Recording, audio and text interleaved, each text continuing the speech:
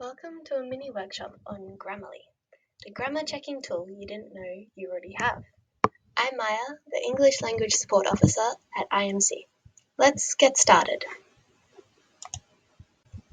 First, our plan for this workshop. We'll look at why we need good grammar and how Grammarly can help. I'll help you to access Grammarly on all your devices, and then we'll look at the services available on Grammarly. We'll quickly go over why Grammarly doesn't count as plagiarism, and I'll end by giving you some extra grammar resources. So let's look at why Grammarly and good, clear grammar are important in our writing. When we zoom out all the way, why do we write at all? Well, writing is a form of communication. With writing, we're trying to communicate our ideas to others. Using our toolkit of words and grammar, I can put what's happening in my mind into your mind. Good writing can make sharing ideas easy, but poor writing can also obscure your ideas completely. So, what is good writing? Good writing has correct grammar and spelling. It has concise wording and has an appropriate tone. Good writing follows a structure, and ideas build logically towards a conclusion. Luckily, many aspects of good writing can be achieved with Grammarly. So, how do you access Grammarly? Well, scan the QR code on the screen to send an email to our Student Services team. It will set you up with an IMC Pro Grammarly account.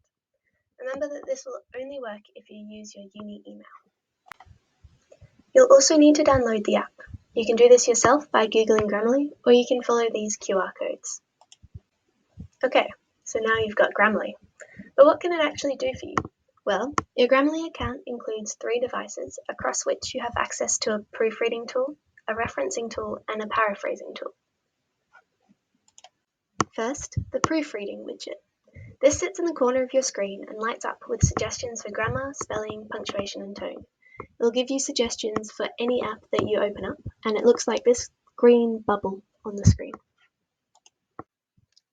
3 of the best tools available on Grammarly are the proofreading tool, the paraphrasing tool, and the citation tool. I encourage you to have a look through these yourself, and then I'm going to go through them briefly as well. So let's have a look at the first of Grammarly's services, which is the proofreader. On the proofreader, we can first choose what sort of document we have. So in this case, we're going with academic report, and we're formatting in APA referencing. After this, we can have a look at Grammarly suggestions. Grammarly's got suggestions for its tone, as well as its grammar, spelling, and punctuation. We get an overall score, which here is 55, and then we can go through each correction, and we can accept or deny it. This is up to our judgment, and it's a great way to get another opinion on your writing.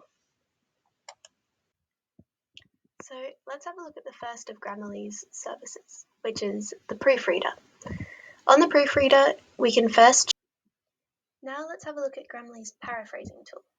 If you've come to the other workshop, you'll know that paraphrasing is an important but difficult academic skill that you'll need to master. This paraphrasing tool can't do everything, but it is a great start to get to know paraphrasing, and if you're in a bit of a pickle, to paraphrase some of your own words. Let's see. So here's our sample text. Once we put our sample text into this bubble, we click paraphrase it, and then we're given 3 different options of the text paraphrased. Not each of these will be completely correct, and you'll have to use your judgment on which suits your writing better. Finally, let's have a look at Grammarly's citation. So on the citation maker, we can choose what style we want it to be, and then we can choose the source and enter in all the information we have about this citation. Afterwards, our citation will appear here, and we can copy it across to our document. If you'd like to have a go yourself, scan this code here. But this isn't your own work, so is it plagiarism? Good checking, but Grammarly is not plagiarism. When you use Grammarly, you still need to come up with your own ideas and express them in your own words. However, Grammarly will suggest improvements so that your ideas are clearer. Okay, so you may be wondering what's up with all these pink elephants. Pink elephants symbolize abstract thought, ideas that don't exist in the real world, but come to be through words. As humans, we have a shared imaginary, or common knowledge, and we enter this shared imaginary through language. See, pink elephants don't exist in the real world. Neither do your ideas, until you write them down. The imagined world becomes clear through writing. So, if you have control of language, you can bring any world into existence. If you don't, you might bring the wrong world into reality. I want to make sure that if you want pink elephants, you have the ability to create a pink elephant.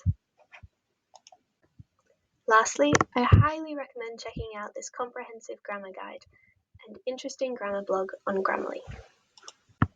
As always, if you've got any concerns, questions, or suggestions, shoot me an email. Hope you found this useful.